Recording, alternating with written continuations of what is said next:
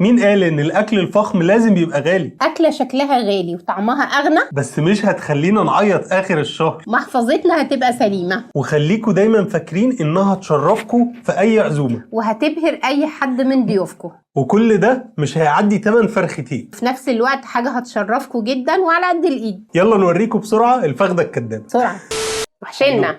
بصوا انا وماما من لايف امبارح ما تتكلمش، احنا نعمل بس مفيش كلام ما بيننا. اتفقنا. لا بعيدي، دي حاجتي. طب خالص ده حاجتي، بس ما تاكلش منها. لا خلاص نرجع نتصالح.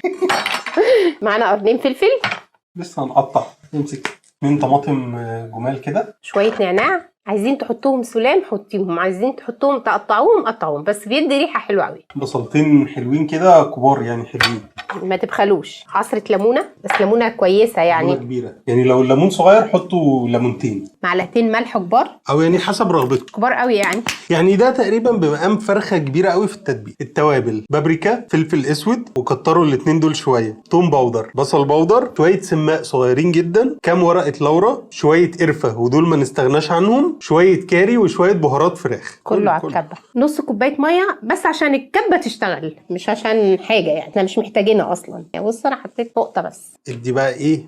بصوا مش عاوزين فيهم، عاوزينهم عصير. ضربة مبرحة. ريحة التوابل دي بتجوع. انا هعمل الشقوق وانت تحشي. ليه بقى؟ احنا هنعمل شقوق في الفخدة بتاعتنا، الفخدة الكدابة. حتى الفخدة بقت كدابة. والشقوق دي مهمة جدا عشان دي اللي بتخلي التتبيلة تدخل كده وتتواصل لكل فتفوتة. ايوه السكينة دي مؤمن بقت كلمة. عاوزين نديها سنة، او انت اللي بقيتي ضعيفة. لا هي السكينة تاني. تقولش عليا انا ضعيفة، انا قوية. قوية جدا. وبرضه هنشقق يعني من الناحية دي ومن الناحية دي، بس من هنا قليل اكتر اقل. وبعد ما ظبطنا الشقوق ناخد ايه بقى؟ جزء من الحشو. تتبيله. اهم حاجه تحشو كده بقى ايه الشقوق دي كده، اهم حاجه الحشو ده. الحشو ده لو ما عملتوش كده مش هيطلع حلو. في نفس الوقت عشان ما يبقاش فيه اي زفاره، وهو كده كده الرومي على فكره ما فيهوش زفاره خالص يعني. عامه الرومي فعلا زي ما بتقول الديك الرومي ما فيهاش، مش زفره زي الفراخ مثلا وبقيه الطيور. يعني شدوا الجلد كده واحشوا اي مكان صباعكم يدخل فيه كده احشوا. على فكره موضوع النعناع ده انتوا بجد هتستطعموه، هيدي تيست جميل جدا. تاخده برضو. انا كنت مستغرباه في الاول لما اتعلمناه، بس عشان احنا جربناه تحفه صراحه. برضو في الشقوق دي كده بصوا يحشوا جامد، ما يهمكوش. شدوا الجلد كده وايه مليينه من تحت. على فكره احنا نسينا نقول لكم ان احنا نقعينه في ميه وملح وليمون، ودي خطوه مهمه جدا، لازم تنقعوه يوم كامل في ميه وملح الليمون. المحلول الملحي ده بيدوب انسجته كده ويخليها طريه وجوسي بقى. بتجيبوا اكبر كيس حراري ممكن، ده تقريبا مقاس 60 في 50 على رايك المره اللي فاتت. شوال حراري. ونفتح كده بسم الله بسم الله، وناخد كل التتبيله اللي وقعت دي مش هنسيبها، ارميها كده جوه. ايه البصله دي؟ بصله حاميه جدا، تقريبا اتعودت من كتر البصل. وناخد برضو شويه التتبيله هنا ندلق كله. التتبيله ديت مهمه جدا والله يا جماعه، وخطوه التتبيله دي مهمه جدا يا جماعه والله، اهتموا بيها عشان دي اساسا هي اساس الاكله كلها. فعلا هي اساس الاكل كله التتبيله. انت حسدتيني ولا ايه؟ جه البصل عندك احسن. بصله غشيمه. والاقفال دي بتبقى جايه مع الكيس الحراري. نقفل الكيس الحراري ورده كده، ونقوم واخدين دي كده مسكينها كده ونلفها كده، مش عاوزين اي حاجه تطلع منه. كان في واحده من المتابعين قالت لي حطي ميه في الصينيه عشان الصينيه ما تتحرق، فاحنا هنجرب الطريقه بقى بتاعتها اهي. ناخد شويه ميه ونقوم حاطينه زي ما هو، اللهم بارك. شكله هنسيبه في النقع ده شويه وبعد كده هندخله على الفرن بقى على طول. هنسيبه حوالي تقريبا ساعتين مثلا. ساعتين وبعدين ندخله. عدى ساعتين ودخلناه في فرن. انتوا بقى عايزين تسيبوه 24 ساعه في التتبيله هيديكوا نتيجه احسن، بس عشان احنا مستعجلين. هو كل ما تسيبوه في التتبيله هيبقى احسن.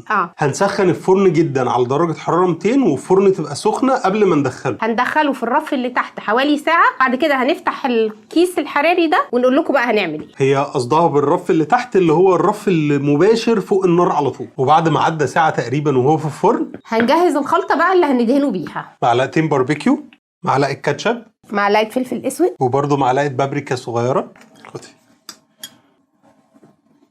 ايه اللي انت عملتيه ده؟ انت عارفه اني بحب النظام. بس يلا. معلقه ملح، معلقه عسل لو موجود، ابيض اسود على فكره مش هي، بس هي مهمه صراحه يا جماعه. واخر حاجه نص معلقه صلصه، اي نوع صلصه عندكم. نص معلقه صلصه. انت عارفه يا ماما ان انا دايما كل ما تيجي تطلعي صلصه كده لازم ادوقها. كل انا عندي ادمان ان انا ادوق علبه الصلصه دي كده. على فكرة. حد عنده ولا ما عندوش؟ واحنا صغيرين كنا كلنا كده واحنا اطفال صغيرين بقى. دي. واحنا اطفال دي. ما انت طفل برضه بس طفل كبير شويه. ماشي خلاص. هنمزجهم كلهم كده مع بعض. وبعد ما عدى ساعه كده طلعناه من الفرن. هنقطع الكيس بقى بتاعنا. قطع كده من النص. اوعى. ونسينا نقول لكم معلش ان خطه الميه في الصينيه فشلت برضو، اتحرقت وهنقعد ندعك فيها. بصوا ننزل التتبيله دي كده، بس خلوا اللي هي في الفتحات خلوها، انما بس نزلوا التتبيله الزياده كده. سلام. ادوا دهنه كده كله بقى تحميره وتشميره وتأميره جامد. كل حته فيه ما تسيبوش فتفوته. شكله حلو قوي بجد، اللهم بارك بجد. ماما فكره ان هو كبير قوي ما شاء الله، تعتبر فخده. يعني فخده فعلا. هو تقريبا وزنه 3 كيلو ونص. في وزن الفخده الضاني. 3 كيلو ونص. مش عايزه اقول ان اوقات الفخده الضاني بتبقى اقل من 3 كيلو ونص. مهم على الفرن بقى، على الفرن، وما تشغلوش الشوايه عشان هو لسه فاضل له بتاع ساعه كده ولا حاجه. بس المره دي هنحطه في الرف اللي في النص. بعد حوالي ساعه ونص تاني في الفرن خرج وبقى ايه بالشكل التحفه ده. طبعا احنا مش بنولع عليه الشوايه، احنا بنسيبه لحد ما يتحمص اوتوماتيك على طول كده. بقى فقره التقديم بقى، هنجيب صينيه الرز. للاسف في وسط هذه الاكلات نبقى صايمين. اهم حاجه ان انتوا تعملوا الرز معاها الرز بالبسله بالزبيب تحفه. اعملوا عامه الرز اللي انتوا حابينه. احنا بنحب الرز ده برز بلدي مش رز بسمتي، وهيشرفكم. اللي عايز يعمل بسمتي يعمل. بس طبعا احنا طبعا، مش ما انا عايزين. بقول لهم اللي انتوا عايزينه. احنا بنعمل حاجه عشان تكلفتها تبقى كويسه. ولغير التكلفه الصراحه انا بحب طعم الرز الاصفر ده بدي اكتر. بالرز المصري. الرز اللي بالخلطه احسن من البسمتي. الرز المصري. وعموما هو كده كده انا متاكد ان طعمه هيبقى جامد وهتعجبكم جدا ان شاء الله، وهتبهر ضيوفكم جدا وهتشرفكم. وفخده رومي رخيصه كده حلوه ما تجيش 8 فرختين. لا هي اقل من 8 فرختين يا مؤمن. هي اقل من 8 فرختين. يعني نعمل كل ده ب8 فرختين تكفي 5 افراد ياكلوا ويشبعوا ويتبقى.